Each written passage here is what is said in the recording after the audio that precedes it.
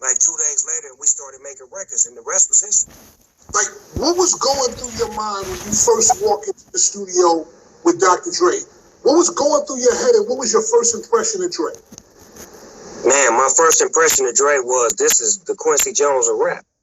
What was going through my head, I didn't want to mess up because I know you don't get a second chance to make your first impression. So I was really going in there with no worries, no fear, just, being me. And I think that's what he loved about me, was that I was me from the day he met me to right now. Did anybody tell you about your voice? Because the first time that I heard your voice was through a good friend of mine named Fuzzy. And Fuzz was like, yo, there's this kid, Snoopdogg, like, check him. At that time, Snoop Doggy Dogg, check him out.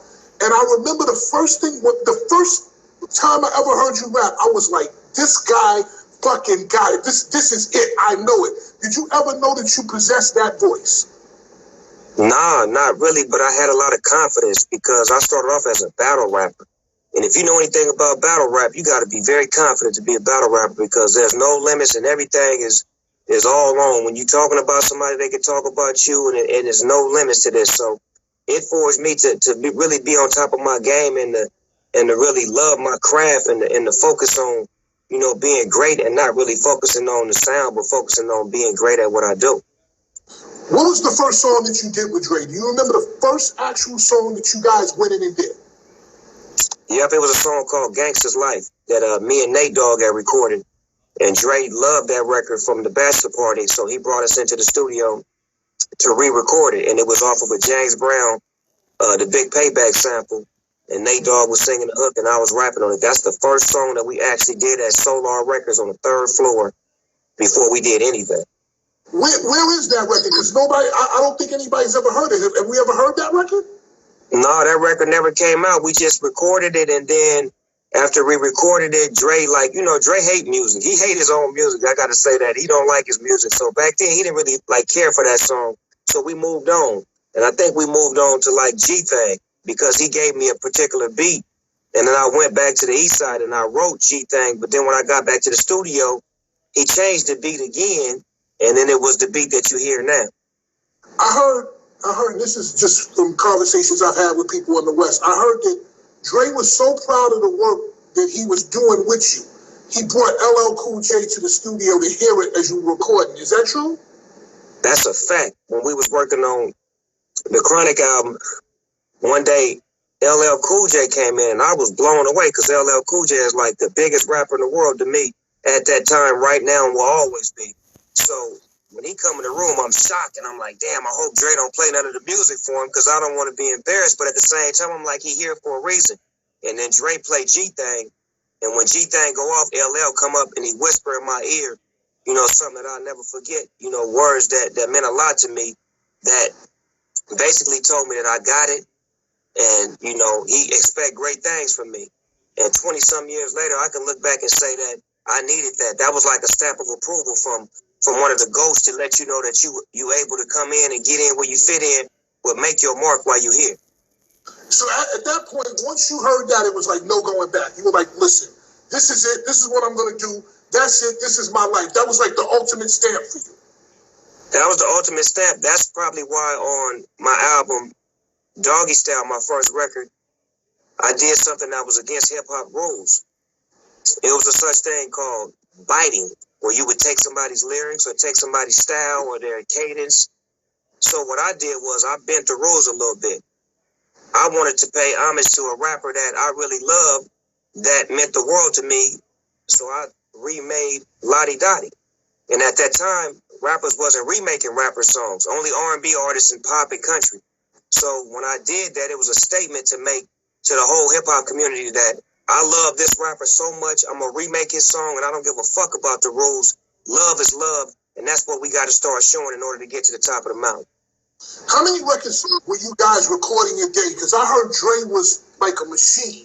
How many records would you guys go create, record, or was it just like maybe one song a day? How was Dre's creative process?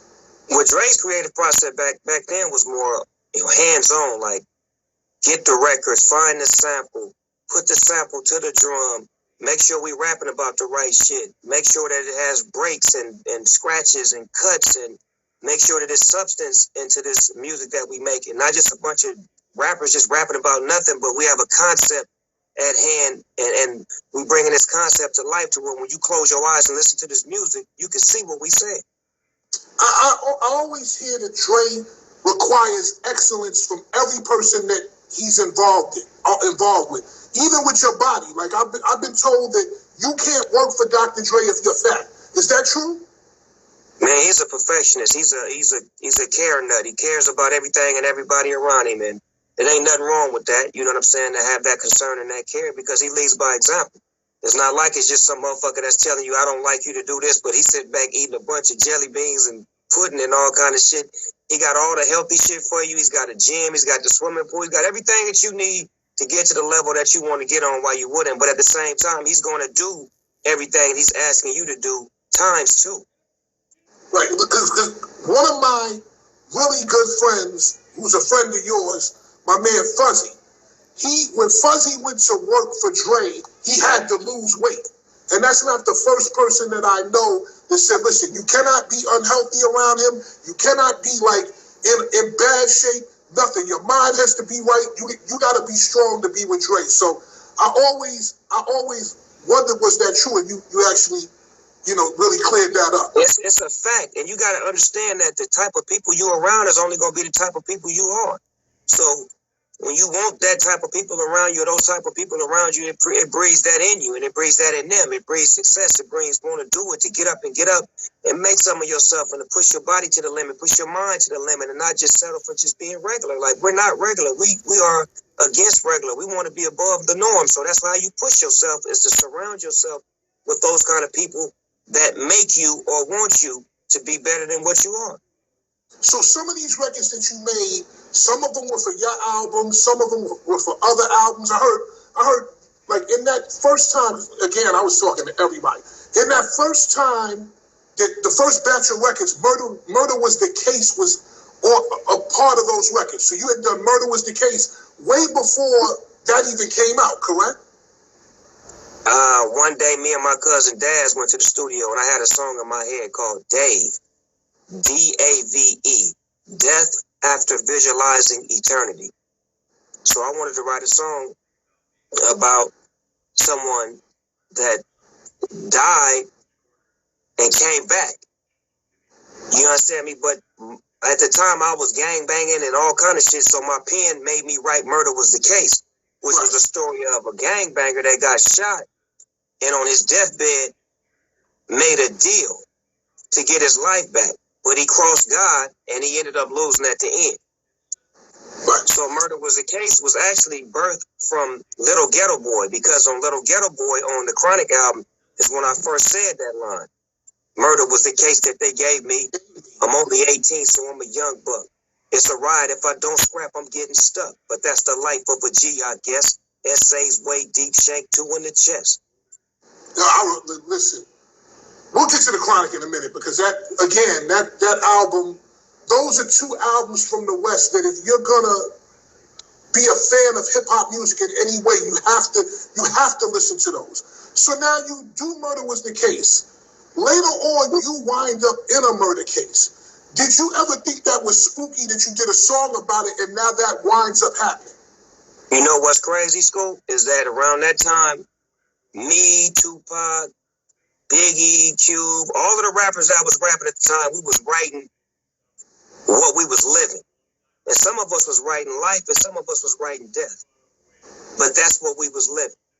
And it wasn't by accident that some of us wrote the life that led us to where we at now, and the life that led us to the life that ended. Our pen was mightier than our sword. We were young rappers. We didn't know that if I wrote a song called Murder Was the Case, I would be in a murder case. We didn't know I see death around the corner. If I die tonight, life after death, that this would be actually coming to life. So as that started to happen, on my second album, The Dogfather, when I beat my murder case, I redirected my pen to write life, because I felt like I had wrote death all up until that point. Do you think that's what saved you? Because a lot of spirituality deals with the law of attraction, and what you write and what you put forth is what actually happens. I believe that's a fact. And when I started writing The Dog Father, I lost a lot of fans. I lost a lot of homies because they wanted me to keep it gangster after beating the murder case. They wanted me to glamorize and glorify and be like, fuck that, I just beat a murder case, nigga, what's happening? They wanted me to be on that, but I was like, somebody's life was lost. My life was changed. This is a real situation right here. I don't feel like y'all feel. I have actual remorse. I feel bad. So I want to right my wrongs by becoming the Dog Father and write music. Like I had a song with a Dog Father called Doggy Land, where it's a song about everybody living and nobody dying. And it was just a beautiful song, but it didn't get no love because it was about living as opposed to dying. What was your headspace going through that trial? Because that has to be something different. There's many people who have done crazy shit. There's many people that have gone to jail, but a murder trial is something different. It's all or nothing. Where was your headspace? Man, I was nervous, scared, unprepared. I have to thank Suge Knight and all of my lawyers and my attorneys for getting me prepared, for showing me the way and just getting my head focused on being me and not trying to fake the funk and be somebody else, because this is what's going to show in court. Be you at all times. So with that being said, I had representation from some of the greatest attorneys in the world. Johnny Cochran, rest in peace. He was representing me. He was representing me and OJ at the same time. He was representing OJ in his murder case and you in your murder case at the exact same time. At the exact same time. He would go from hall to hall to represent us both. And it was one particular time when we were actually at that point where it was about to go to trial. And he had a meeting with me. And he told me, you know, one of you niggas going to jail, one of you niggas going home. And I'm just giving you my overall perspective as a lawyer dealing with the system, knowing what it is. I could probably win for one of y'all, but I don't know if I could win for both of y'all.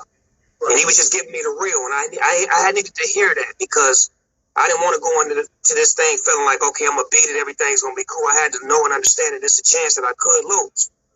So when he said that, about 3 months later, OJ beat his case. So now I'm thinking, damn, I'm the one that's out. Because they got to make an example now because white America was upset with the OJ verdict. Right. So it's like, I stand no chance. And I'm a gang member or ex-gang member, and this is a violent act, and I rap about it, and I made it. So it's like, I felt like I was out. And you made it. There is a God. You made it. What when you prepared to go to jail, were you saying, okay, I think I'm gonna make a decision to go in general pop, or I'll let them segregate me? Were you even having any of those kind of thoughts? Back then, you don't get that conversation. You go to the pen, you go wherever level they send you to.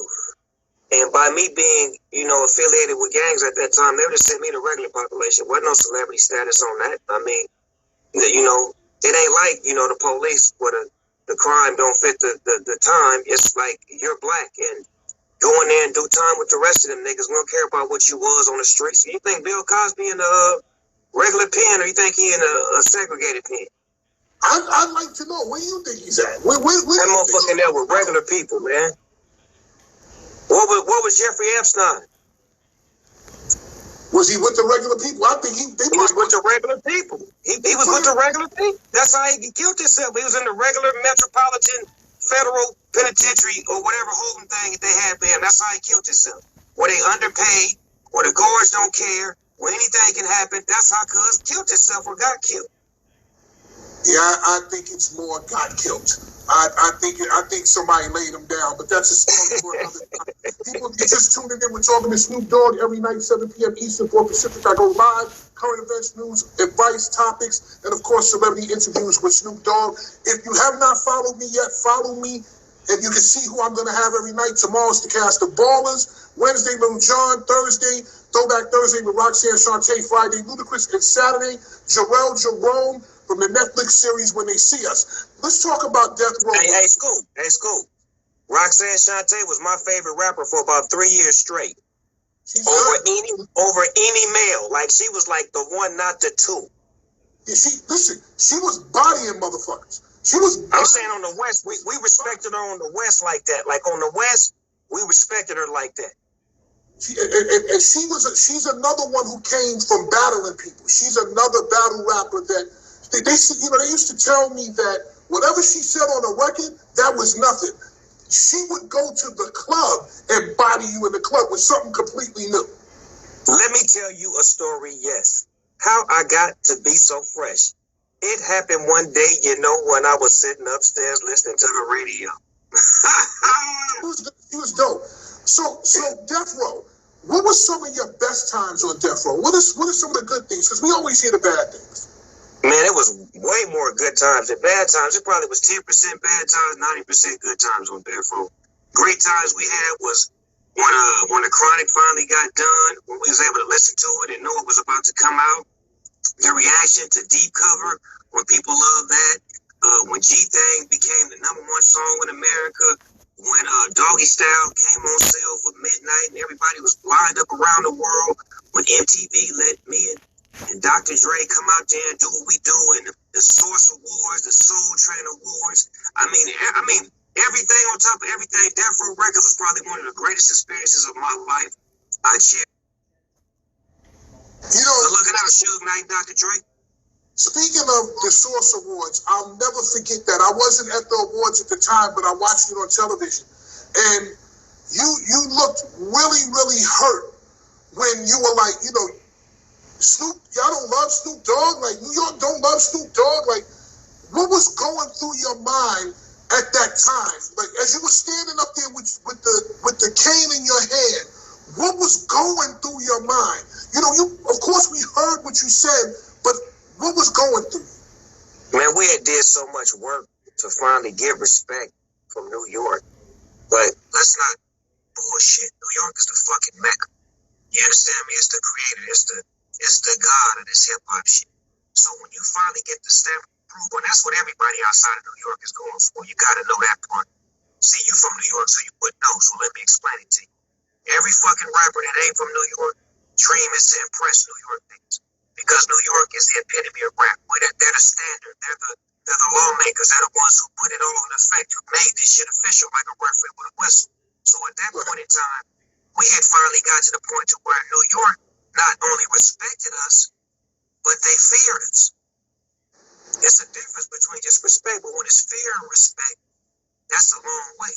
Because it's not only music, but it's streets. So at that time, I was like, what makes sense is for us all just to be on one page, because we were trying to impress them. Now that we have impressed them and got their attention, let's work with them. But other people that I was with didn't really want to fuck with them like I wanted to fuck with them. That's why I had to speak my mind and say what I've said, because I felt that we had done too much work to get New York to love us to throw it all away behind a comment. Right. If that makes sense. Oh yeah, you did. And Snoop's voice, Snoop's sound is back. For some reason, your sound was kind of crazy for a second. I always heard rumors that you were the reason that Tupac wound up on death row. Is that true? That's the exact reason how Tupac ended up on death row. Hold on, let me take this shit off here real quick. That's the exact reason why Tupac was locked up in New York, and I was hearing, certain things I didn't need to hear about his situation. So I was like, you know what? I reached out to Suge. I was like, Suge, we need to get Cuz out of there and put him with us, because first of all, he one of us. That's my nigga. I love him, and you got the power to do it. So Suge, being a great businessman, took that conversation and he made it move. He went and did what he had to do to pull all the strings to get Pac with us. And when he brought him to us, he brought him to me. And that's when we put him on Daz. And we told Daz, look, don't worry about my record. It's all about Tupac. Give Tupac all of the heat. Daz and Tupac locked up on that heat. Tupac came out to my house in Claremont. He used to go to court with me every day. In the back of my Rolls Royce, we used to ride to court. We used to just converse all the way from court back to my house. And what he was wanting to do, how he wanted to build his plan. He seen my house. I want to get me a house. He seen my Rolls Royce. I want to get me a Rolls Royce. So once he learned from me, he began teaching me. See, it's okay to be taught and it's okay to learn. He started teaching me how to be more militant minded, how to be more of a structured general, and to have my soldiers up under me, and how to move and how to dress and how to talk and how to, in front of media. Because I used to have my head down talking to media. I was shy. He showed me how to keep my head up and communicating. It's certain things that he taught me that you wouldn't know if I didn't tell you. And I'm telling you, he taught as well as he learned, and I learned as well as I taught. Being that you knew Tupac so well, what would Tupac be doing or saying if he was here today? If he was here today, first of all, these whack-ass rappers and this soft-ass cream puff shit that's going on in the industry, he would have a big voice against that. Sort of kind of like what I'm doing, but I just don't have time to get involved so much. But he would make it a must to abolish all of that weak shit, because he's one that really understands and respects hip-hop for the culture and what it was built on and what it was built for.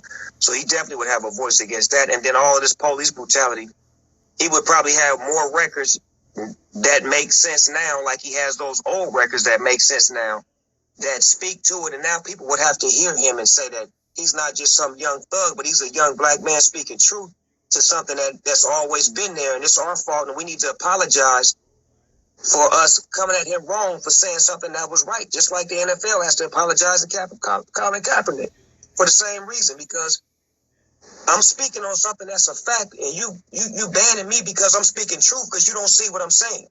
But when the footage comes out, then are you going to apologize, or are you going to say, that's just one incident? No, that's just one incident that's caught on camera. How about the hundreds of thousands of incidents that ain't caught on camera? What do you think Tupac would have said about the coronavirus? You know. He would have said it was a conspiracy, that it was a pandemic, that it's a man-made thing to try to control what we control. Right. Do you think he would have been out in the streets protesting? Off the top. Off the rippy-tippy top. If I was protesting in 92, 429, 92, the day the niggas took over in LA, frontlining, I can't say who was out there with me because I don't want to tell on nobody, but I damn sure was out there getting mine in. And you know what I'm saying, the whole hip-hop community and real-life community was getting it in. So from there to now, definitely. Who is the rapper to you in today's world that has the energy like Tupac? Is there any rapper that has Tupac energy? The last person that had Tupac's energy when they was 100% was DMX. He had that nigga's energy fully. Like when he was DMX, the motherfucker, when he was on stage praying and crying, when he was that thing, the whole thing, that was Tupac, the rebirth. And I seen it with my own two eyes, like performing with DMX and watching how he took over the crowd and watching how he was so passionate about his music and his people and his movement. And that is the spirit that Tupac embodied. Back to the road, because I want to just ask a couple of questions before I get to doggy style. Was it bad as we all heard it was? Employees getting beat up, office terrorized. I saw a trailer for a reality show that Suge had where like kids were getting beat up.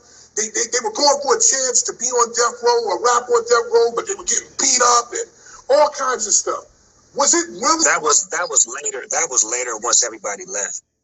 When everybody was there, that kind of shit was never happening.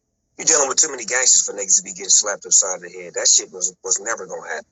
First of all, everybody in there was gangsters, so it wasn't no weenies in there. There was a couple of R&B niggas that was weenies, but as far as the rappers wasn't having that shit. Wasn't no rappers getting slapped upside the head. That shit happened after when everybody left and people was trying to get on the road, and this was some of the things that some of the tactics that they were using to try to get people over there. And, buying into the fact that some of those incidents did happen, but never them against artists. It was, somebody versus somebody. It was never like Suge just whooping on an artist like that. That wasn't his forte. It had to be a reason for Suge Knight to put his hands on it. Suge Knight was taught by Gene Griffin. Gene Griffin used to be my manager. And I lived how Gene Griffin got down for many years as a rap artist on Teddy Riley's label, GR Productions. So I knew it was kind of going to go that way. I do think this. Had there been less violence, less everything, I think Suge would have ran the entire business. Think about it this way. Dre begat you. You begat DPG and Eastsiders. Dre begat Eminem. Eminem begat 50 Cent, G-Unit, and Game. Mary, Jodeci, everybody wanted to come over there because he was getting the people the money that they were supposed to get. Do you think, had he changed just a little bit, would he have been that powerful as what I'm saying? I think if Suge Knight would have made Snoop Dogg the president of Death Row Records, he'd still been out of jail, and Death Row Records would have been the biggest label in the world. Because I was the politician. I was the bridge to the gap. I was the one who had the relationship with Puffy and Biggie and every other artist that he didn't have a relationship with to make it beautiful and make it okay. But it was certain, rules and regulations that went with the code of this G shit that they wasn't willing to bend or to break for nobody. And when you're doing business, you got to leave the G shit outside. It's got to be business. The first and only time I interviewed Suge Knight, there was a very dark vibe around him. And I remember being in the room with Suge Knight, and I felt the presence of darkness, almost like it just was very, very dark and very dark. Like, well, you got to understand, for a man like that, that's a lot of pressure he had to deal with. I give him a lot of credit because I look at all the great things he did. And what people don't understand is when you become a boss overnight and you're responsible for basically the whole industry, because the whole industry is watching you, sometimes you can tend to lose focus and, drift away. And I don't think he was putting the best people around him. Like you say, Dr. Dre keep people around him and he pressed for certain things out of them. I don't think Suge was aiming for that. He was giving hope and giving chances to people who would never have a job, who would never go on the road, who would never, be able to get that opportunity. And that sometimes becomes a risk because you're putting people into a business that don't have a business mind, that have a street mind, and that sometimes overweighs the business values. And they rubbed off on Suge instead of him rubbing off on them. And that's just the beauty and the curse of it all. You know what I'm saying? You got to rub off. And what I learned from Suge is that business and to be my own owner, my own guy, and to be my own voice. I learned the great things from him. The bad things I don't, tend to talk about or to take with me because I learned a lot of bad things from a lot of people, including my parents, including my grandparents, my cousins, uncles. But they not to blame. It's me if I do something bad. And maybe that's what it was. Maybe it was just a dark time, a lot of dark energy. One record that we always talk about from Snoop in New York is the record New York, New York. And I always wanted to know, it felt like a diss record. And I didn't understand why you did it. It was very odd to me. What was the let me get the dynamics to that New York record. When the New York record was first done, it was produced by DJ Pooh. It was actually a Biggie Smalls St. Ives commercial, and you can run the Google on that. That was a Biggie Smalls beat for a St. Ives commercial. That DJ Pooh flew him out to do a commercial because St. Ives was the people that was paying rappers back then, and we fucked with Biggie and we liked Biggie. So Pooh, my right-hand man, gave Biggie the beat. So when I heard the beat and heard Biggie on it, I told Pooh, let me get that beat. He was like, all right, cool. Biggie ain't using it for his album. It was just for the commercial. I take the beat, put the hook on it, Corrupt put lyrics on it. We fly to New York probably about a month later. I go see Russell Simmons. We in the back of a limousine. And I play the record for Russell. And Russell like, this motherfucking record is a hit. I'm like, yeah, nigga, we love Grandmaster Flash. And that's where I got it from. The hook is from Grandmaster Flash. So I'm like, I love them niggas, man. You know what I'm saying? Back to me showing love again. So I'm like, all right, cool. We're going to shoot the video in New York, nigga. We're going to bring lowriders and everything out here. Russell was like, that'd be a dope idea. I help you get some of the rappers. Cool. So we finally scheduled it to come back out there to shoot the video. Get to New York. Go to Hot 97. Funkmaster Flex is on the air. We try to get up to go see him. We get froze. They don't let us up. We ain't tripping. We like, maybe he, interviewing him. Maybe we should schedule it or whatnot, but we don't get up. So we like, cool. We go back to the video shoot. We shooting in Red Hook, Brooklyn. Now, we turn on Hot 97.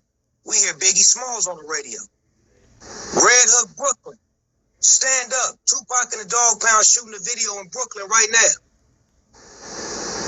Did you ever feel nervous that because he said that you were in danger?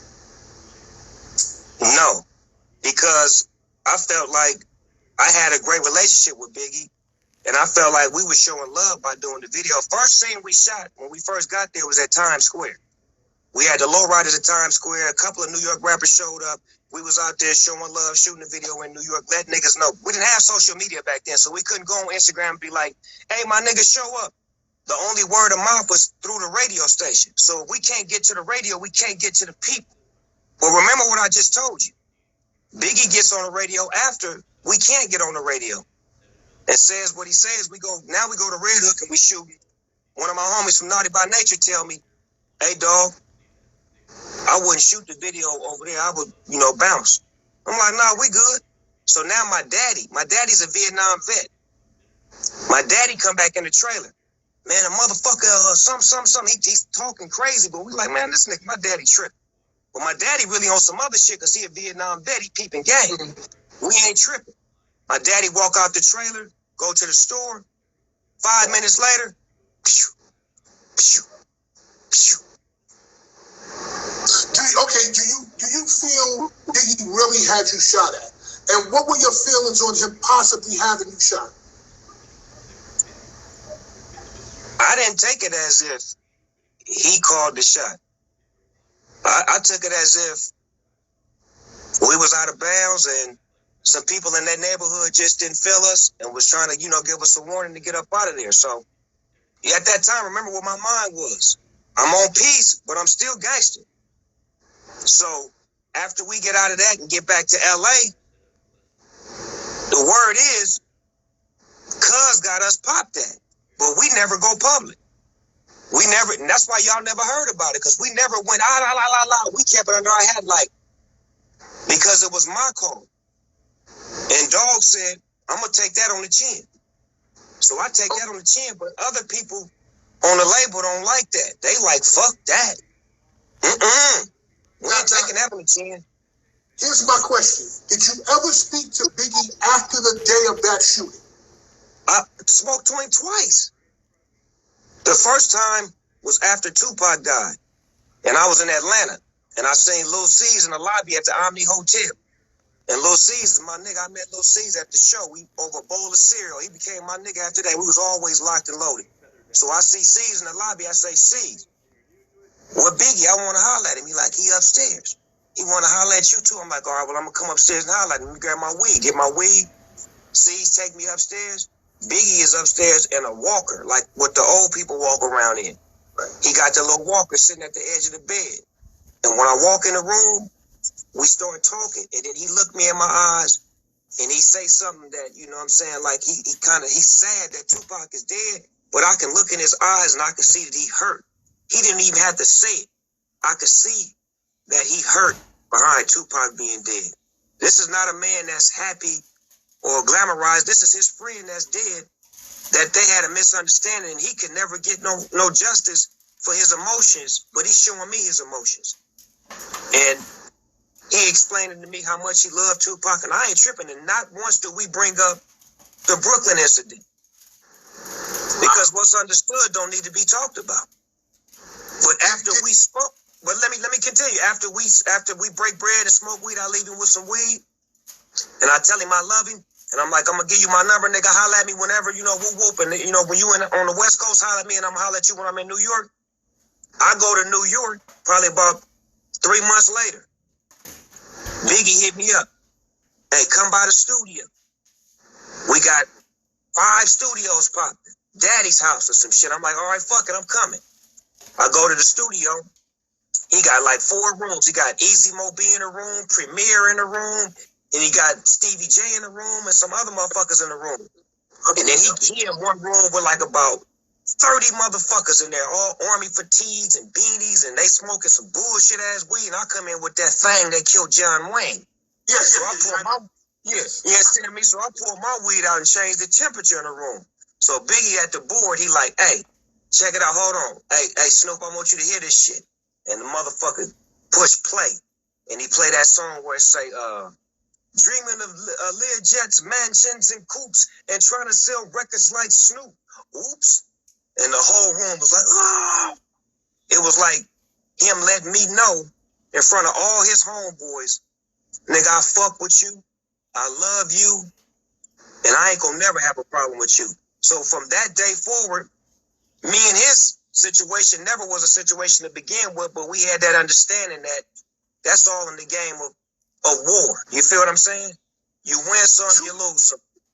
Tupac made the same claim that Biggie had him shot, which I personally don't believe. Did the two of you ever talk about both shootings? And if so, what was said and how did Tupac feel about it? That when I was saying that other people on the label didn't agree with me, that's what I'm talking about. As far as like he felt like I should have been more, mad about the situation. When remember I just beat a murder case, so I really had different kind of emotions. I wasn't really trying to do another one. You get me? I feel it. So Tupac was actually mad. It's crazy. What was your first reaction when you heard Pac got shot in New York? Man, I cried. Man, I cried for hours. When I actually got to the hospital, his mama grabbed me and she took me in the room and she said something to me because I was so weak. And his mother was so strong. And just the words she said to me before I went in there to see him, it got me up. Because she didn't want me going in there weak to see him.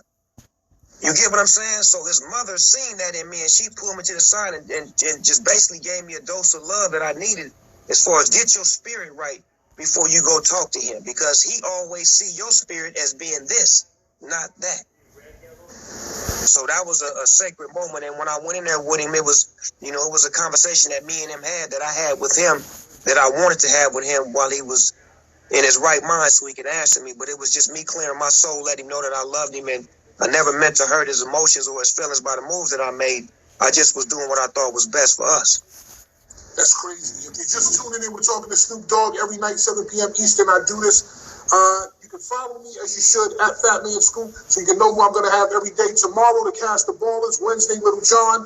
Thursday, TBT with Roxanne Shante. Friday, Ludacris. And Saturday, Jarrell Jerome from the Netflix series When They See Us.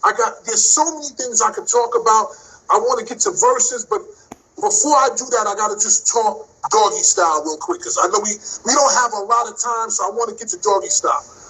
This is one of the top albums in the history of hip-hop. Tell me a little bit about your mind, your creative process during the album. There were so many hits on there. Serial Killer, Gin and Juice, Ain't No Fun, Doggy Doggy World. I could go on and on about it. Talk to me about Doggy Style. Doggy Style was all about me finding the zone of being the best rapper in the whole motherfucking world. That's all I was after at the time. I was a rapper. So once we did the Chronic album and it had concept and substance and it was telling the story of what Dr. Dre wanted us to be on, when it was time for my album, I wanted to showcase that the dopest rapper in the motherfucking world was from East Side Long Beach. Get used to it. And that was my attitude, my spirit, my stomp down. But at the same time, I was loving. I wasn't like a hater. I was just somebody letting you know that I was coming. I wasn't going nowhere once I got in. You had some of my favorite records, of course, the G-Funk intro. How did you get with George Clinton? How were you able to secure that? Because he's so much a part of West Coast culture. How were you able to just get him off the bat? He don't even work with anybody. Well, Dr. Dre pulled that string, and George Clinton fell in love with me when he met me. He called me the pick of the litter. You understand me? So, if you're a dog, if you're in the dogs, you know what that means. The pick of the litter, sometimes he may be the runt. He may be the littlest one, but he the one that ends up being the biggest dog of them all. So he called it like he seen it. And what about Serial Killer? It was you, Dog Pound, DOC, RBX. Y'all all went off on that song. What was the story behind that? Were all of you in the same place? Did you write and go against each other's verses? What happened? That was like a battle song. We was all battling each other. But we wasn't making raps about us battling each other. It was about us having the dopest verse and the verse that made the most sense to connect each other. Corrupt was going to start it off and Daz was going to get his back. DOC was going to come in with the hook. Then I was going to come in with the motherfucking gangbang ass rap to change the tone of it back to the hook. And then RBX set the tone with some cold narration to end this motherfucker. But it was like a battle because we was all battling to be the last verse. Because back then, whoever had the last verse was the dopest rapper on the song. What happened to RBX? I never heard anything else from him after that. That's my blood cousin. He's still around. That's the only motherfucker I could never beat in battle rap. That's why I put him on Death Row with us, because he was the only person that I could never beat. And when I was building the Death Row team, I wanted people that was better than me or people that I couldn't fuck with. That's why I put him and Corrupt in the game, because those were two people that was going to definitely challenge me. What about Gin and Juice? With so much drama in the LBC, kind of hard being Snoopdogg and D.O.W. Somehow, some way. And then, 2 in the morning and the party's still going because my mama ain't home. First of all, where was your mother at 2 o'clock in the morning? Your mother should have been at home. She was doing her thing. Okay. But on the real though, the first line of that song, it comes from Michelle A, the singer. Michelle A, she was Dre's girlfriend at the time, and we was in the house, and she was like, "You should start the song off like this." I'm like, "How?" "With so much drama in the LBC." Because, she got that high-pitched voice. Right. And when she said that, I was like, okay, I got it. I'm going to run with that. Right. Also, Doggy Dog World featuring the Dramatics. How did that whole thing come together? The mixing of old school and new school and just making it sound flawless. Well, there was a bass guitar player named Tony Green that was a part of our, get down. And he knew how much I loved the Dramatics, and he played with the Dramatics in the 70s. So he made a few phone calls. I told Dre I wanted him on the song. Dre got him in the studio. We made magic. My mother always loved them. She started going to their concerts. They became family members. And, we did a few things after that together. It was one of those culminations of, there's some old school artists that I love that I want to work with, and they still alive and they sound good. Let's not take their music. Let's make a new song with them. So that way they can eat all over again and we can show them love while they're here. Everybody was in that video. Rerun, Dolomite, fucking Ron O'Neal, Foxy Brown, Antonio Vargas, Fred Williamson. What was it like? The Hammer was in there. How was it being around all of those legends? Hold on. First of all, I had a conversation with Ron O'Neal about Superfly. I say, Ron, man, how much did those outfits cost you, man, in Superfly? He said, man, that was my shit, man. We didn't have no costumes. I had to go in my own closet and pull out my own gear. And you understand me? Then I'm talking to Rudy Ray Moore about the Dolomite movies. He like, yeah, I didn't have no money. I had to figure it out on my own. And these shoes right here, these are the shoes I wore in Dolomite and Petey Weaster. I said, let me wear them. And he let me wear his shoes in the motherfucking video. I wore Dolomite shoes in Doggy Dog World video. He wore size 10. I wore 12. My feet was hurting like a motherfucker, but I didn't give a fuck. I had on Dolomite shoes. It didn't matter. Your shoes were in there. Finally, with so many hit records. I mean, we can go from there. We can go to Drop It Like It's Hot. We can go to a million different records. Are you going to do a versus, and who are you going to do a versus against? I would love to do a versus battle, and I'm waiting to see who they going to, match me up against. I'm game for anybody. Whoever they put in there with me, it ain't nothing but some love. It's just 20 slugs to your head till you dead. Who would, and me and you had this conversation when we talked on the phone. I don't think anybody wants LL Cool J. I think he's the only person that nobody, I don't think, no. The only people that can handle LL Cool J, I've been thinking about it. Run DMC and Houdini together. See, as we were saying, LL has too many records over a span of too many years. So me and you said, first we said it would have to be like Ja Rule, Trey Songz, and Drake against LL. Then you said Ice Cube, but I was like, Ice Cube and L make different kinds of records, so they couldn't do it, but they both have almost the same length of career. Like I told you, bro, I just think the best thing to do is tell Swiss, nobody goes against LL because nobody don't have enough of a catalog. Let him come on, do a special versus, let him play 50 songs, and let that man go back to his house. Leave him alone. That make good sense, though, Scoop. I ain't gonna front. That shit make good sense. Yeah, leave LL alone. Leave that man alone. So first of all, I want to thank you for coming through.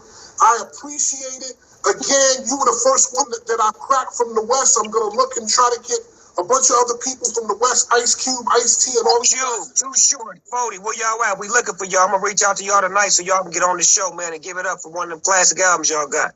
That's right, because there is no hip-hop without the East, and there is no hip-hop without the West. Well, you can't spell the West without the ES. Hello. There you go. So, I mean, I believe that every side has a story to tell. People, once Snoop gets off, we're going to continue. We're going to talk about alternative lifestyles. Tonight, it's about swinging and sex party culture. So, if you want to learn about alternative lifestyles and wild shit, just hang on and stick with us. Is there anything you want to say before you get out of here, brother? Yo, man, peace, love, and unity. Let's stick together. Let's get smarter. Let's change the world like we changing the world right now. I love you, man. I'll talk to you later on this week. Love you, bro. Love you too, Scoop. Right back at you. Be safe, man. Be safe. That's my man Snoop Dogg right there. There's nothing else to say. There's really nothing.